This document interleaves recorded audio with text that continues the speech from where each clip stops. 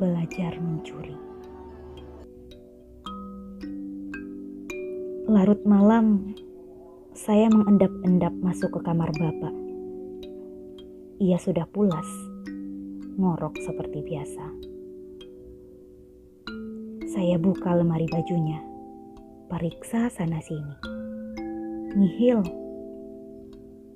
Saya ambil dompetnya, buka ini itu. Kosong. Pelan-pelan tangan saya masuk di bawah bantalnya. Tak ada. Di kantong jaket, celana dan kemeja, buset dah, nol juga. Ini sudah kesekian kalinya, saya tak boleh gagal lagi. Saya bangunkan ibu. Mak, di mana semangat Bapak ia simpan?